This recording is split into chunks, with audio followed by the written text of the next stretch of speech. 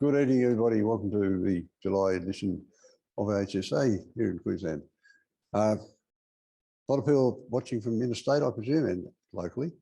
And come along when you can to a real physical meeting and talk to people. I've actually got some books I'm giving away tonight and cards and things on the table over there. And that can be an incentive for people to come in the future, faces on here. We've got some observers' books of aircraft, for example, 959, 52, 60 and 62, and other various books, and some nice postcards from the Air Force History and Heritage device area I'm in. Reminder, if you haven't done so already, would you please silence your phones, and we'll start zooming for an informal chat. And the informal chat's been going on for quite a while on Zoom, I can hear. And remind you all to keep muted, except when you're talking.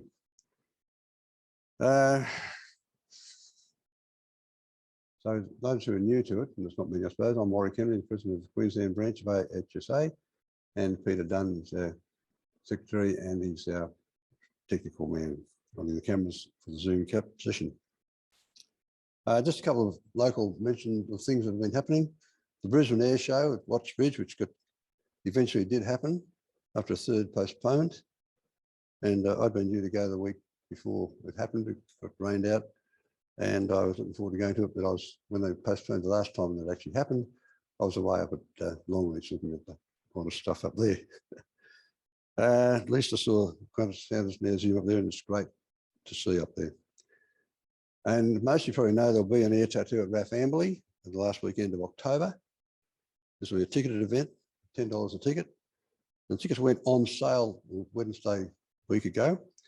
And by that evening, the Saturday show is already fully sold out.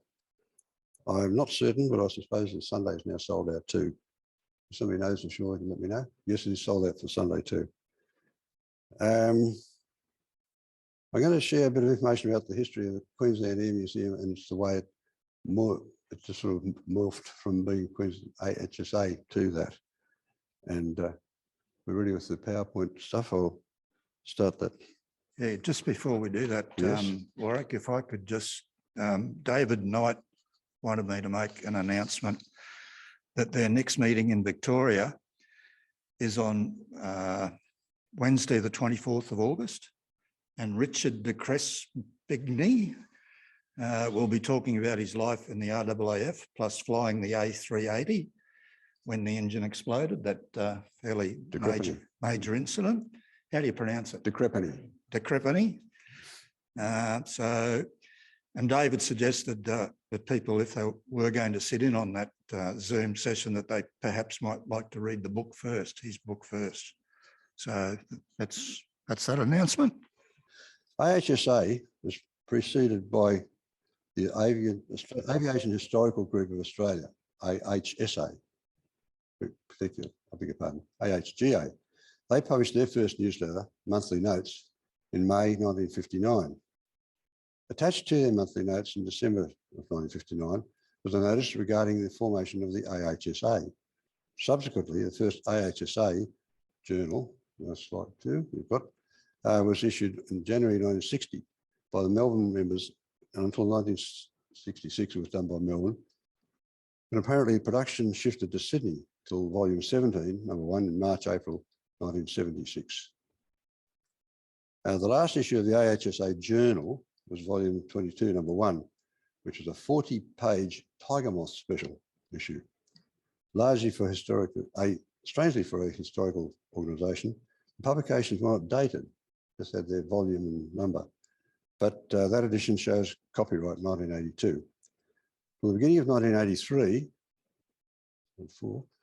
volume 22, number 2, the name of the publication was changed to Aviation Heritage, and that edition shows copyright 1983.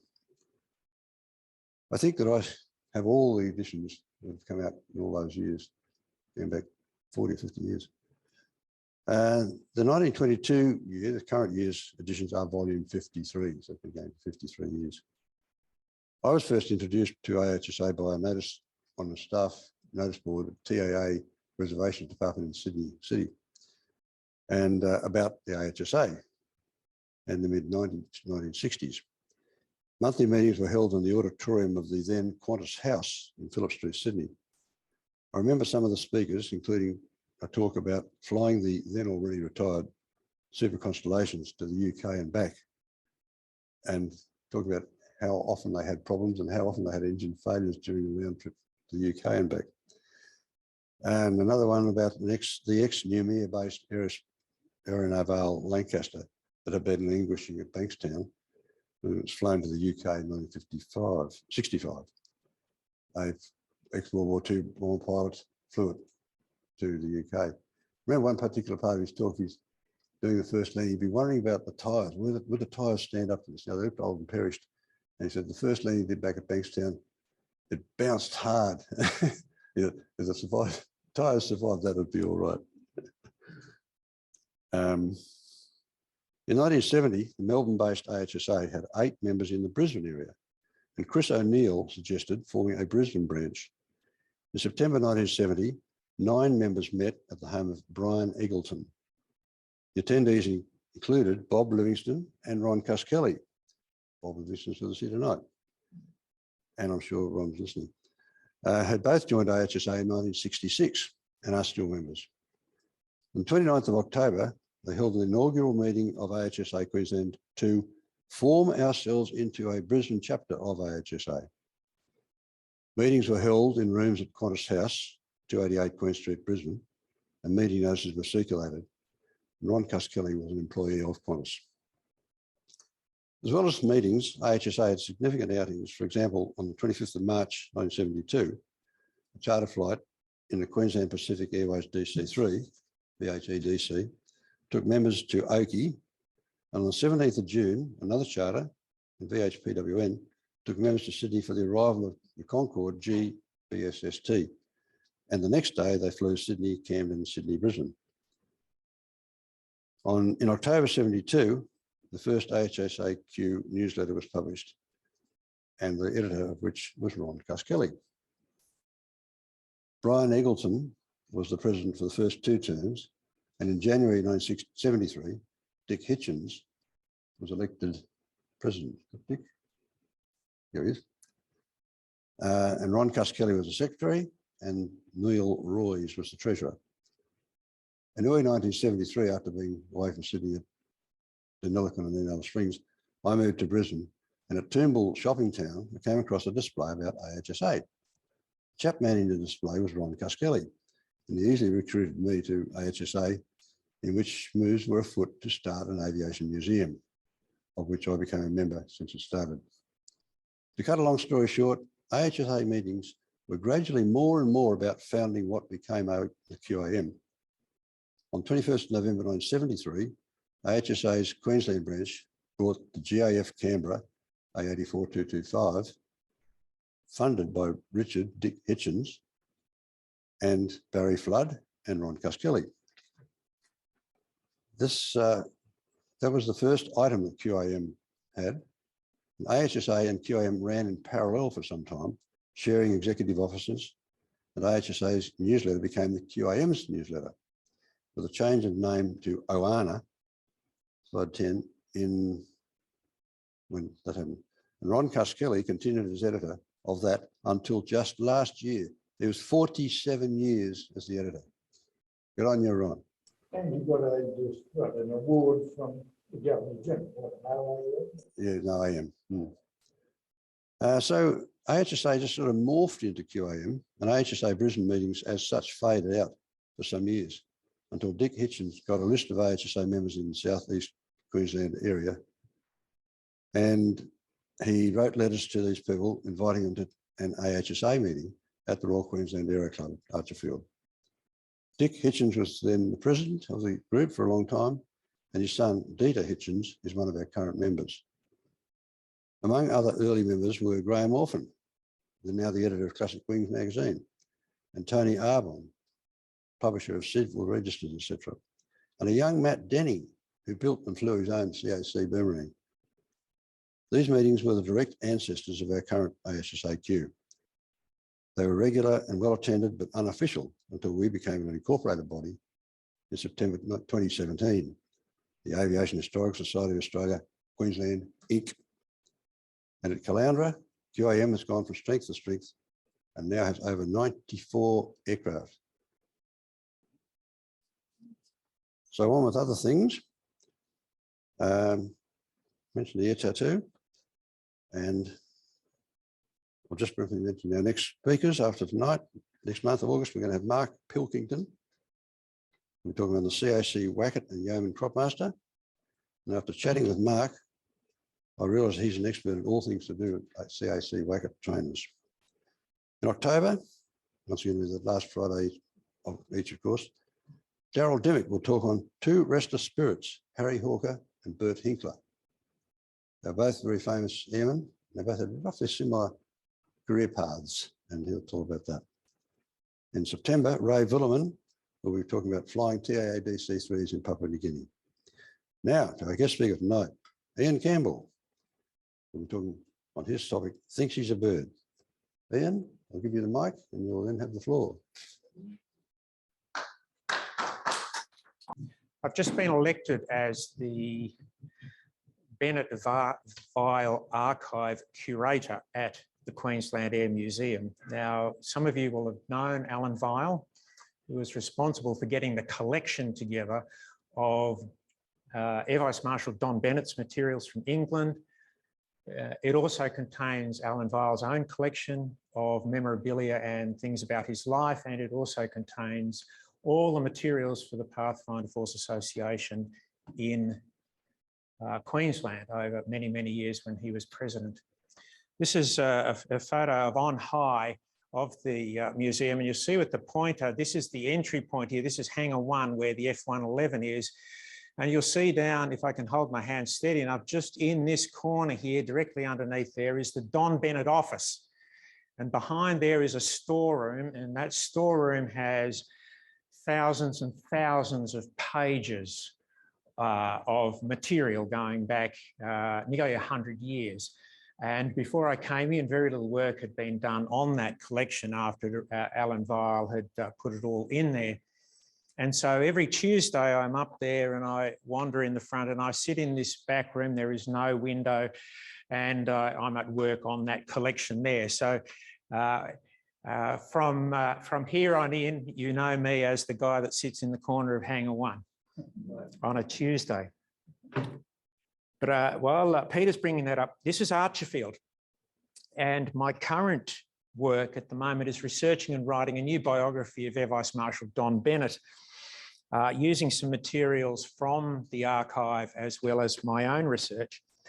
And I thought you would like to know that Don Bennett himself has a connection with Archerfield Aerodrome. So here we are, but in 2022, but we need to take ourselves back to 1931. And here is an extract from the end of the chapter of my forthcoming book, in which the chapter is on Don having gone down to Point Cook to do his training, and he returns to Brisbane prior to heading off to England on his short service commission. So here we are at Point Cook. After a flurry of flights across 3 days, flying training was over on the 12th of June, 1931, and Don was awarded his wings. He said, I had been beaten by Clary Smith in the examinations, but fortunately, to my delight, I came out top in the actual flying. The latter came with the coveted above average rating.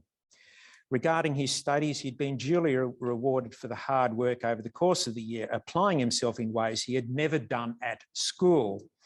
That in itself was something to brag about to his parents. On his return to Brisbane, however, the bragging actually took place in a different form. He quickly made contact with Lester Brain. In May 24, Lester Brain had joined Qantas as a pilot up at Longreach. Hudson Fish, the co-founder of Qantas, recalled, he was a cadet pilot from Point Cook, our first non-wartime pilot, and one of the younger go-ahead school who set out to make aviation their career rather than an uncontrolled bit of fun. After flying experience around Northern Australia, Brain had been appointed as chief instructor when Qantas opened a flying school in Brisbane at Eagle Farm Aerodrome in March 27 with the Cirrus Moth. Qantas also built a hangar and opened a branch with Brain, as Fish put it, branch manager, chief instructor, and jack of all trades. After the training school was handed over to the Queensland Aero Club in May 29, which moved to Archerfield Aerodrome in 1930, Brain continued as the chief instructor, with Qantas retaining plane ownership and doing the maintenance. Brain had returned to Point Cook in 1926 for a refresher course, so he was well aware of the quality of its graduates.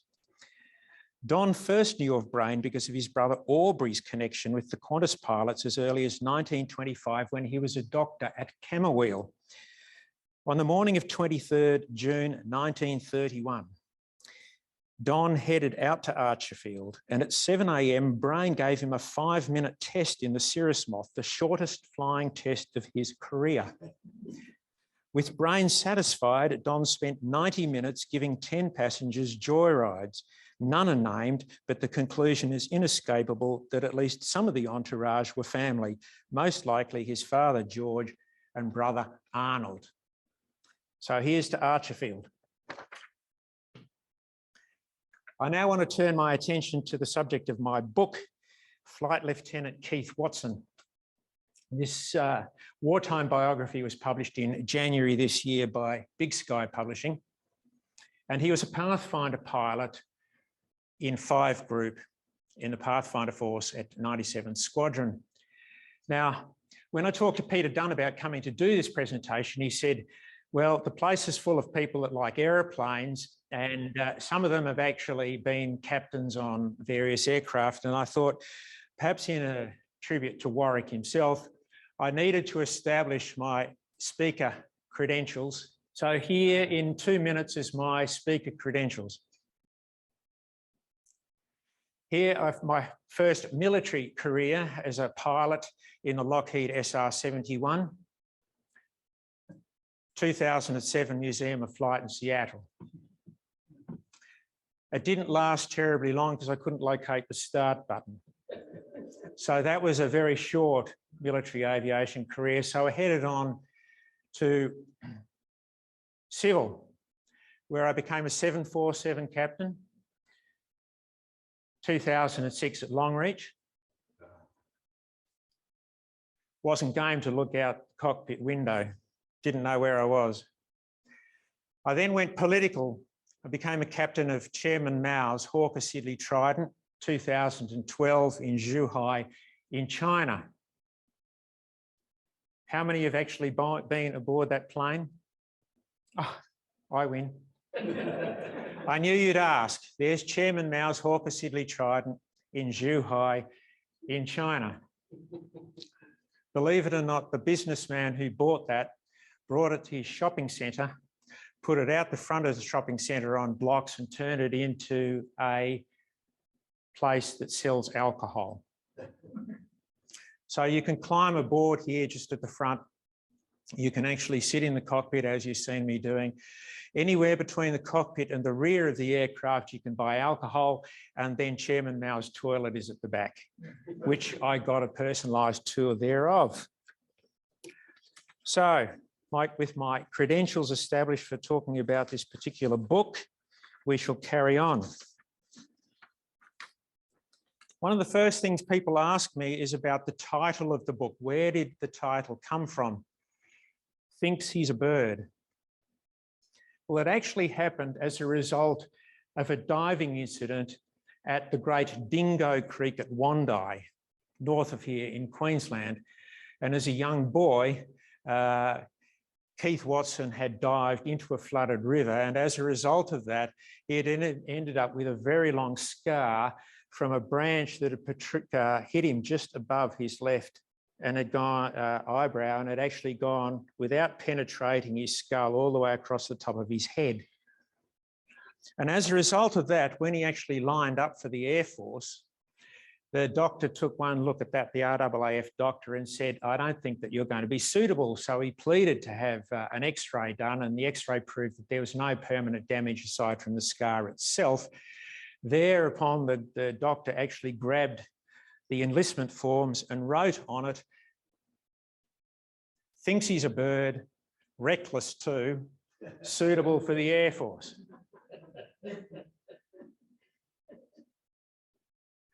He was in.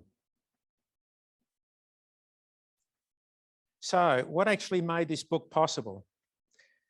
Well, I discovered in finding his eldest son, Ken, that in fact he had kept a diary during the war, and that diary ran to 5 volumes, 804 pages, and after I had actually, using dictation software, produced a Word document of it, found it went to 190,000 words.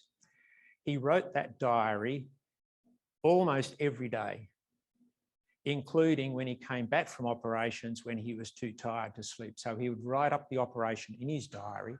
Diaries were illegal, although his friends knew about it. And he kept that diary assiduously throughout the war. It was not known about by the family until he died, and it was found in his walk-in robe. But he had gone back to it often. We know by the condition that it was in. There were nearly 100 letters that his parents had kept that he had written back, and they correspond with the diary. And then over and above that, I did a significant number of interviews here and in England, in Canada. There was other correspondence, tape recordings, including of Keith himself, which forms the first chapter of the book. I got in touch with the English and Scottish families that took him in, and I got their backstories and their memories, including from some of the people who actually appear in the book itself, who were only about 8 years old at the time. There were hundreds of photographs, and it all came with his flying logbook, squadron records, and other books and manuscripts that I read.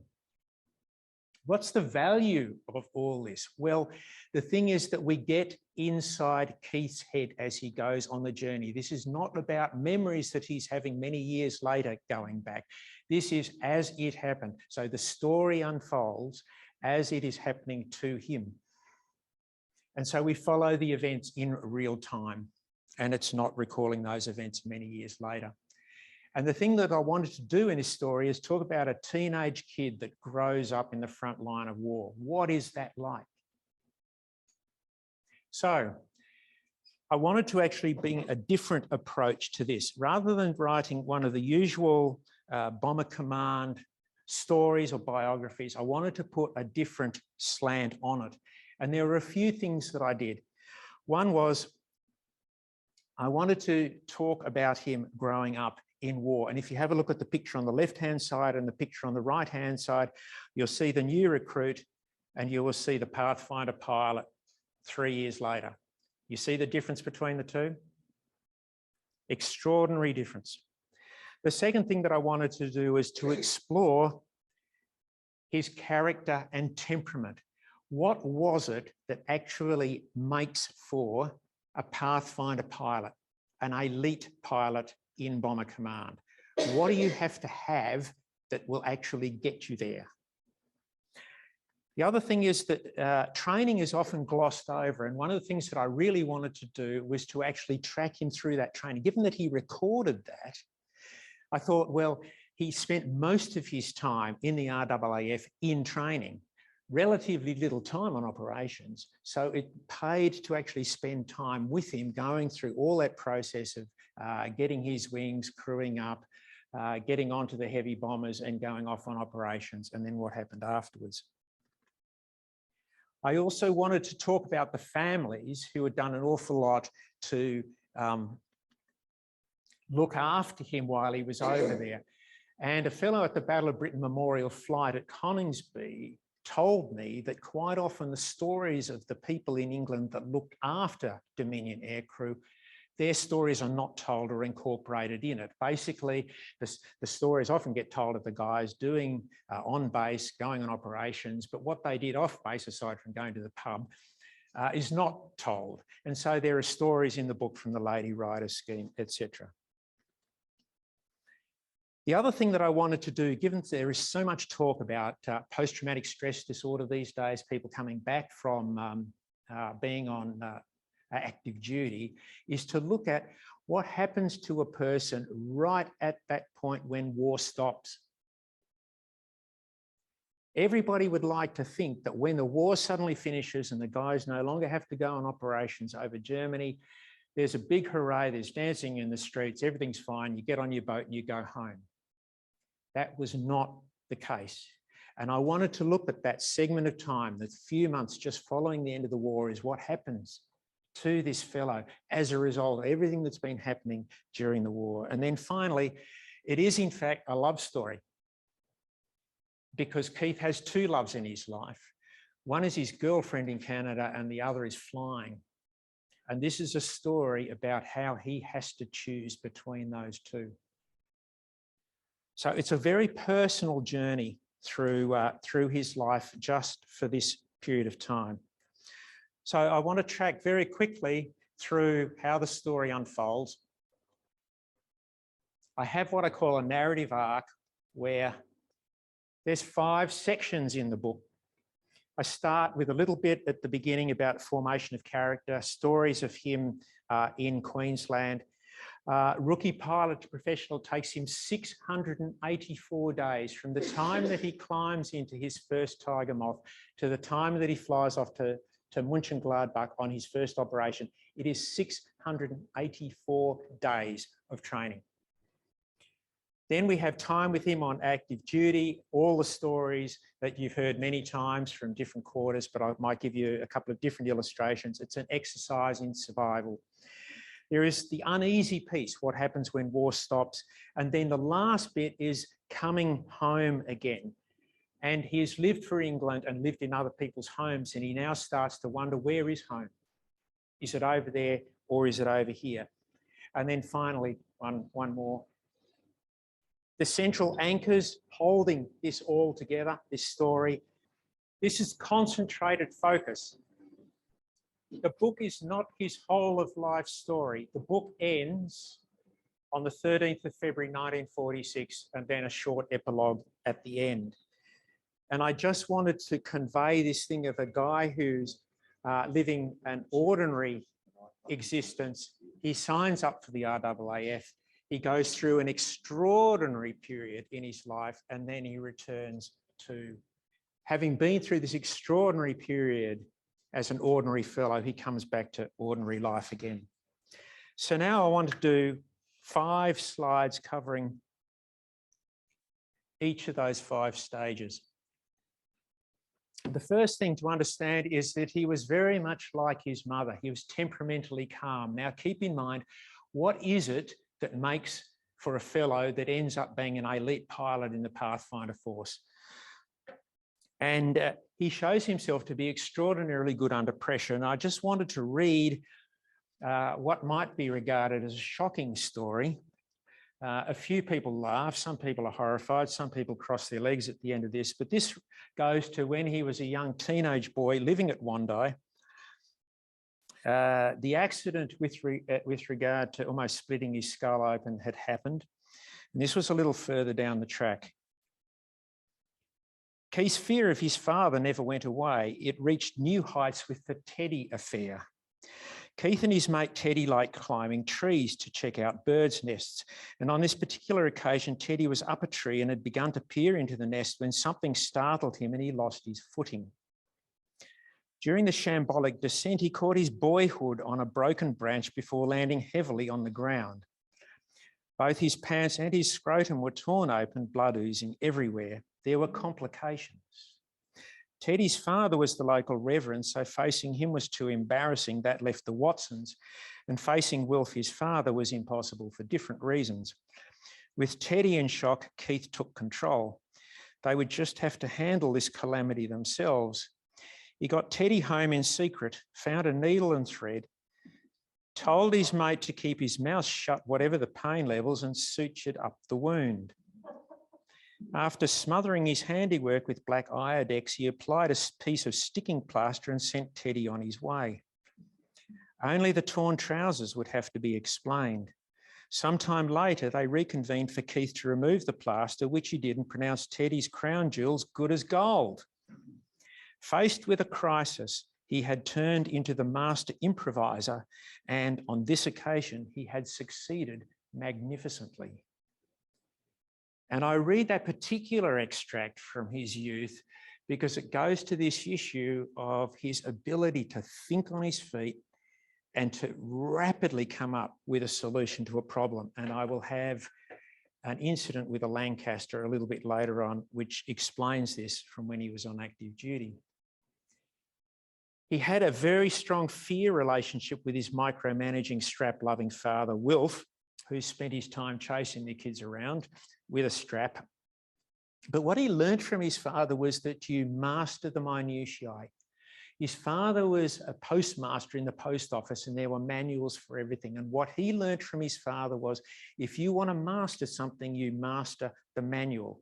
So throughout his RAAF career, he gets his hands on the manuals and he masters them and he gets them down pat so that he knows exactly at any point in time what he needs to do. He also learns from his father. You'll know the story of Robert the Bruce and the spider, and he was sitting in the cave and the spider kept on trying to build the web and he kept on falling over and building up. And his father used to say to him, if you want to get where you want to get, you keep practicing until you get it done. It's not just about flair. It's not just about natural ability. You work at it, son. You work at it. And then the third thing was this element in him of this Methodism. It was a Methodist family of many generations. And so he brings with him temperance, a sense of obedience. There is a bit in the book where he actually goes off the rails, but for the most part, he learns how to obey. He has a very strong work ethic. And he thinks that his life should be an example to others, although that also gets challenged in the book. Now, the book itself is not strongly religious, but I wanted to point this out to show that this is part of the forming of the character and the temperament of the man as he goes off to war. So now we come to the second, his period of training. And for those of you who are interested in training paths, we can see that he went to initial training school at Sandgate, and then they moved off up to Kingaroy. He went to elementary flying at Narromine in Moss. He then did his service flying training at Camp Borden, north of Toronto, in Harvards. And at that stage, he still felt he was going to fight command. So he'd only ever been on single engine aircraft. And then when he went to England, he, like a lot of others, they got to Brighton and they were hanging around and they were told that the need for fighter pilots is gone, and they were sent off to train for bomber command, which of course was a very great shock to him, because he had anticipated being able to follow in the footsteps of his heroes from the Battle of Britain. So he does his advanced flying training and his beam approach training in the Oxbox, which we know about from, as I see, as you come in the foyer here to the airport.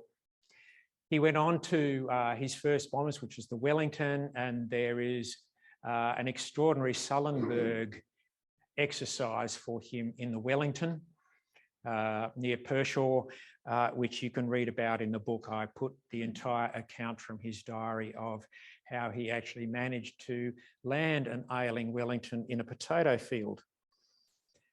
He moved on to the heavies in Stirling's heavy conversion unit, and then he went on to finish at the Lancaster Finishing School, and he went from there to active duty.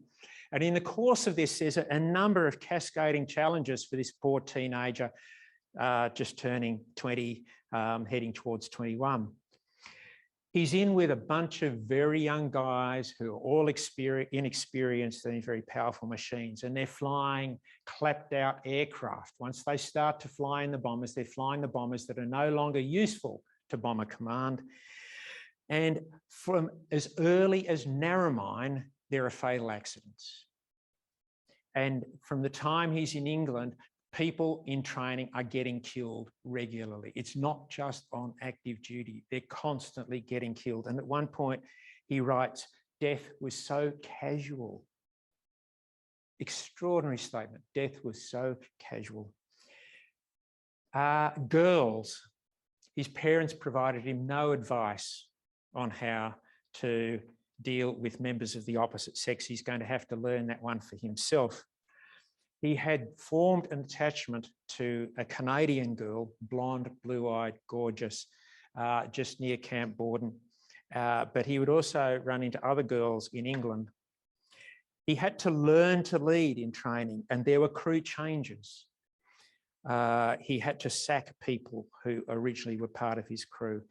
And what we see is this emergence of this personal ego. I am now a flying officer. I am being paid lots of money. Girls are attracted to me. I'm seen as somebody who is rather important. And I have this Methodist background where I'm to be humble and to serve other people and not to think more highly of myself than I ought. And it's producing all sorts of challenges in his head. And then he's mixing with these families from England too. And then he goes on, I wanted to give you an illustration here. Part of the problem of having young, inexperienced men in powerful machines was evidenced in an incident in the Ox Box on the 1st of January 1944 with two of his mates, Alan Baskerville, who is formerly from Brisbane as well, some may know him, and David Sandell. Alan Baskerville would go on to survive the war. David Sandell would perish. And here is a photo taken by Keith of the two of them, Alan Baskerville on the left in the cockpit seat with David Sandell next to him. And this is what occurred on this particular day that that photo was taken. The episode 2 days later, New Year's Day 44, presents us a superb cautionary tale. Keith writes, "It is our day off today and I spent the morning in bed. In the afternoon, I accompanied David and Alan on number 6 cross country. We made a detour up to Gainsborough, to Belton, where we called in on the Hursts and dropped a message." The Hursts being one of the families that he used to stay with. David's bomb aiming was first rate. The trip took 3.5 hours, but we all thoroughly enjoyed it. Alan made a beautiful landing. Unquote. All this was factually correct, just that crucial details were missing, and Alan Baskerville told the full story years later. And he wrote, "If Keith mentions me at all in his diaries, it would probably be around this time. He might even accuse me of nearly throwing him out of the Oxford. Keith had hitched a ride. As memory holds, he had been on leave with a family somewhere in the north of England and had come away with some keys that he was anxious to return. He suggested that we could include a visit to this household on our exercise, and he would drop the keys out in a handkerchief, which he had converted into a parachute. We found the place and circled around for a while to attract attention, and when the family members came into the backyard and began waving, we did our bombing run. I was flying, David was the bomb aimer, Keith had the back door open, and when David gave the signal, Keith threw out his missile. Up front, we were keen to see whether it was floating down in the right spot, and I banked the aircraft to the left to have a look. You will notice a little red circle around where the open door was. I banked the aircraft to the left to have a look, forgetting that the back door was still open and that Keith was somewhere near. He claimed that I nearly threw him out. That would have been tragic for all, most of all for him. But if my turn was a good one, I think the centrifugal force would have kept him in, combined with his own adroitness and strength in holding onto the sides of the opening. The important thing is that our bombing was accurate and the keys were returned to the family. So that was training. We now get him onto active duty.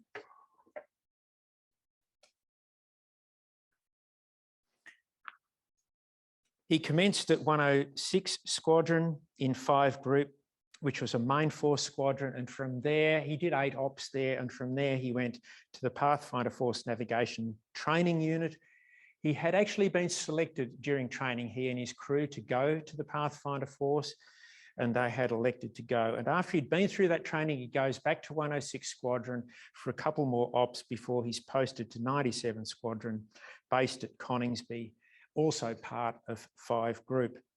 And what we see are extraordinarily detailed accounts that he writes in his diary immediately after these operations.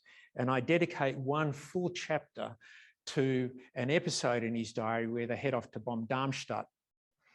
And he says, I want to record the events of the whole day, beginning with first thing in the morning and then being tannoyed up for ops and everything that follows throughout that day. So it is that in itself, and I've had quite a number of people respond on that alone, as a marvellous take on what it was like to be a Bomber Command pilot.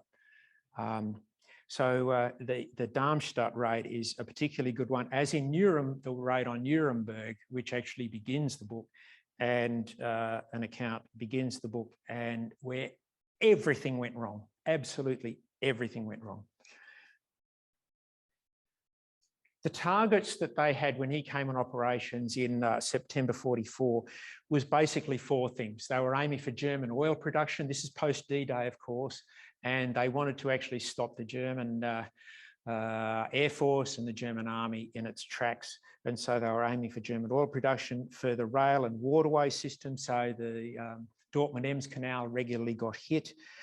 They continued on area bombing, supposedly with the ability of Pathfinder force to actually target, which they could, to target targets more specifically. Bomber Harris was still keen on continuing on area bombing, and Keith did some of that, as well as trying to sink elements of the High Seas Fleet. There is an enormous array of challenges that he faces during this period of time. The ones that you often hear about are the German fighters and flak, but we also have an enormous number of mechanical and electronic failures that occurred. And this one I wanted to read to you. This is actually from the start of that Nuremberg raid that I was talking about. After all the incidents of the ops to date, it was hard to conceive of anything new happening, but the one to Nuremberg on the night of the 19th of 20th of October once again put them to the test, Keith in particular. It all began when they were taken off Oboe because an engine was getting changed and put on Y yoke. Immediately, there was trouble. This from the diary. We took off at 17:30 and had a very shaky do getting off the deck. At about 60, this is a Lancaster, at about 60, the kite developed a violent swing to port, which I was unable to hold with full opposite rudder and aileron and throttling off on one side. We had too much speed to pull up safely, so I wafted on full power and hoped for the best. We careered off the runway and across the grass, and I managed to jump the kite over the Fido rails, bounce the wheels on the other side, and pull it off the deck at 95 instead of the usual 125 miles per hour. We learned afterwards we gave the crowd waving us off a hell of a fright. They held their breath as they watched us stagger off. Bill, who was his navigator, recalls that they'd taken off with a full bomb load and full bomb and fuel load. The safety speed for takeoff with such a load was exactly, as Keith indicated, 125 miles per hour. Now, if you're not familiar with the Fido rails, these were rails that were put along the side of runways, either side, where they would pump gasoline through them and ignite holes in them to have flames coming up to actually disperse the fog. So what he's managed to do is he's managed to go along, starting to veer left at 60, get to 95, bounce over the Fido rails, hit the grass on the other side, and get it off with a full bomb load at 95. Now that's quick thinking. On anybody's terms, that is quick thinking. They also had to deal with a lot of crew sickness, a constant issue being in non-pressurised cabins at altitude, and then all the friendly fire that occurred. So they had the bombs from above, there were near collisions, they had a rear gunner from another Lancaster firing on them. And even what Keith had to do in terms of dealing with the crew, who after 8 ops over at 106 Squadron decided they really didn't want to go to Pathfinders after all, and he had to talk them into it. And then with all that happening, the adrenaline pumping all the time, there is this contrast with everything that's happening with life off base, which is what I attempt to cover. So you get this sense of he's there and it's all happening, and then he's back on the ground and he's heading off to people who are living normal lives in homes. Then he's back in the air and it's all happening again. Then he's back. And it's this pull, push that's happening. He's got this long distance relationship with his girlfriend in Canada. The Queensland family, his father is trying to send him messages from a distance, and his father has absolutely no idea what he's going through. And he's got an idea of what his son should be doing and whatever when he gets home. And he knows that his father has no idea what's happening to him. And then just for fun, to keep things a little light in all this, I have a running gag about he and his mates' cars and the issues that they have with the cars that they buy. These highly trained Lancaster pilots trying to coax these cars along the ground. It's a funny exercise in itself. And then the war stops. And this is the bit that I wanted to highlight very quickly about the issues with when all of a sudden there is no hopping in the plane any longer. There's no going anywhere. And they now have to start to think about the peace. And I wrote this very, very short chapter, chapter 39, is called Survivor Vacuum. The war was over, but it wasn't. Peace had arrived, but it hadn't. There were no more ops, but they kept flying.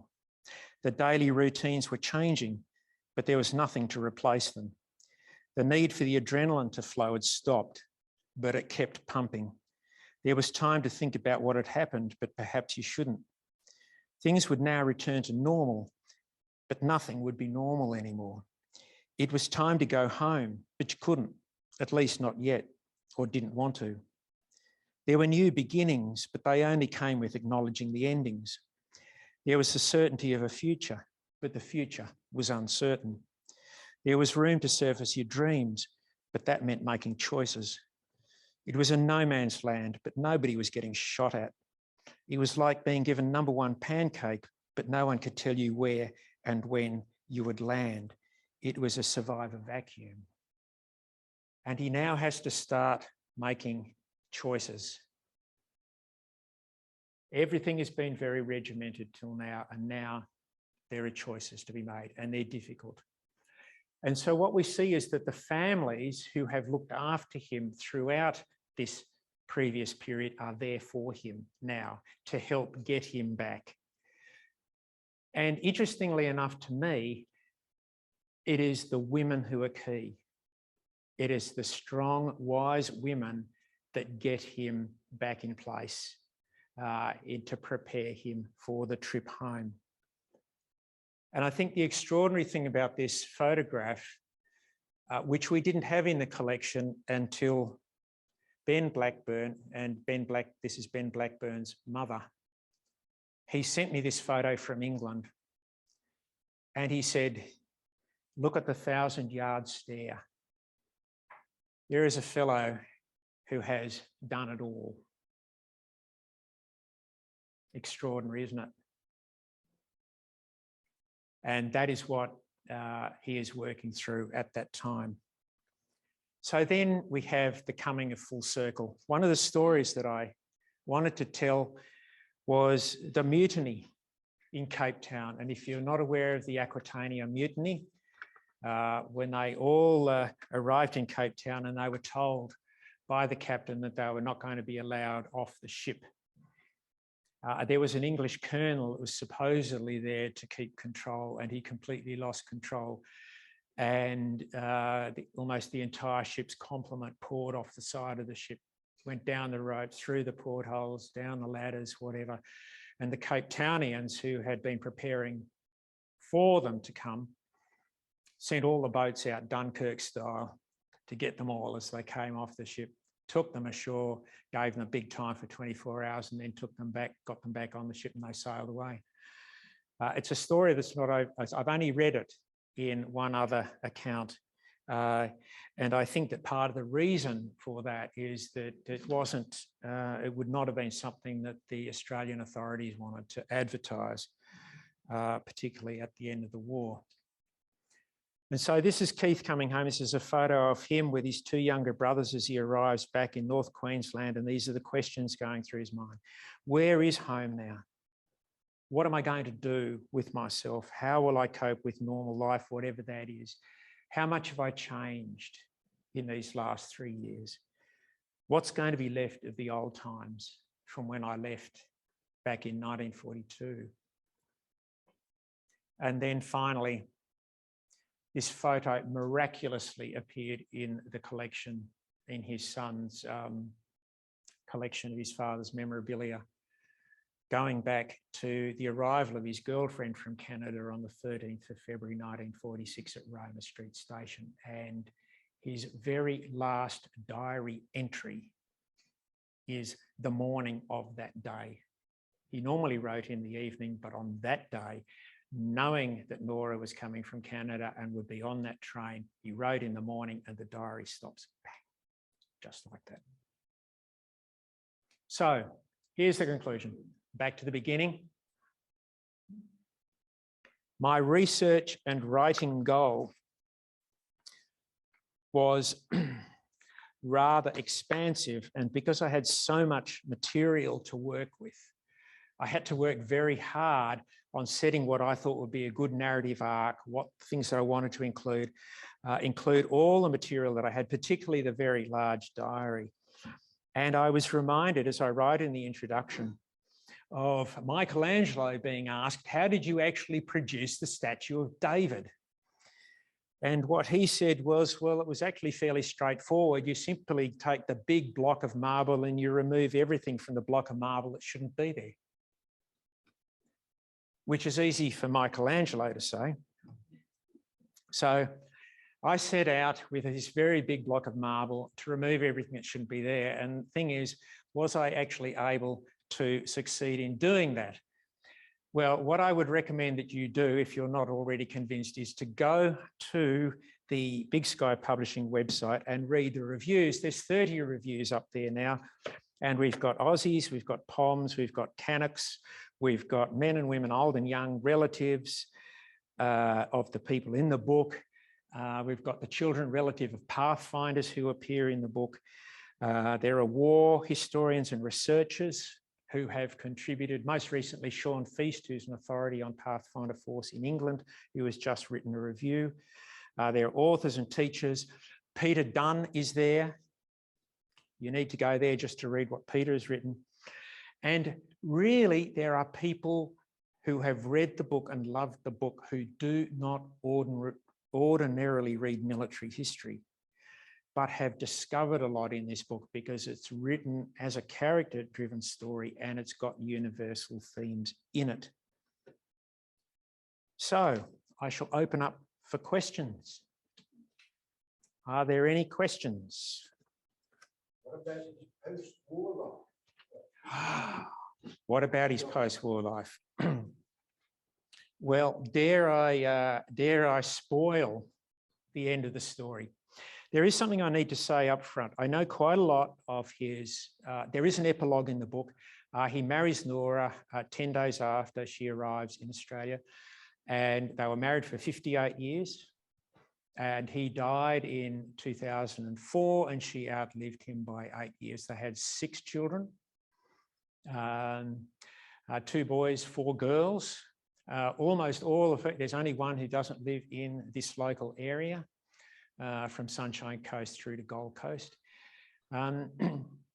And he comes back to normal life.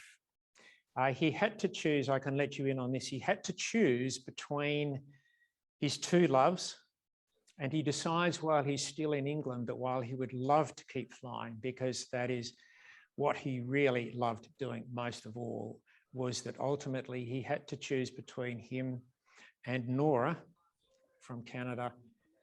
And he decides that if he's going to get married, settle down, and she's going to have kids, for him to be up in the air elsewhere for a fair bit of the time wasn't going to work.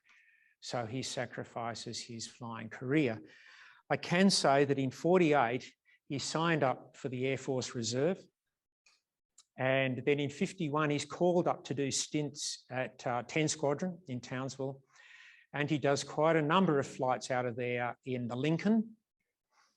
He flies the Lincoln, the Dakota, the Wirraway, numbers there. And then he does that, he goes, his annual holidays, he actually goes there and he spends 3-4 weeks or so. And what he does is he flies until 55 and then he has his last flight. What about a civilian occupation? Well, I don't want to answer that. I don't want to answer that because it sort of gives away too much of the story. If you want to grab a copy of the book and flick through to the end of it before you head home, you'll see the answer in the epilogue, which is on page 388. Yep, start with the epilogue. I'd highly recommend, if you want to know that bit. There is a photo of them getting married up at Charters Towers. And there's a few other photos, a photo of 84 with Air Vice Marshal Don Bennett coming to Australia to lead the Pathfinder force, and photo of him with his mates. And that explains all that he did. He was awarded an OAM for public service, and he spent his latter years at the Gold Coast, living at Southport, and he was part of the Chamber of Commerce there for many years too. But as to his career, I'm Sturm. Did he get any military gongs, for example, a DFC or anything? No, which was interesting. One of his mates who remained in main force and went off to did his 30. You had to do 30 in main force, 45 if you're on Pathfinders. Was awarded a DFC and ended up at High Wycombe. But he himself, they would talk, and he himself wondered why, in fact, he'd be given a DFC. Is not to actually downplay the DFC, except to say that, in my opinion, had Keith been recognised for the various feats that he achieved during the war, he probably would have been given a DFC. But no DFC, and unlike Don Bennett, no DSO. Are there any questions from the Zoomers?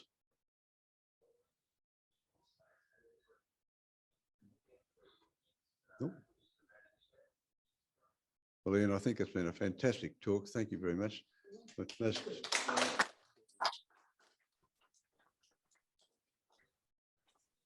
Anybody who'd like a handout of the slides is welcome to that. And as I said, for those of you who are interstate, you're welcome to have a PDF which has the slides on it as well, so you can review that at your leisure.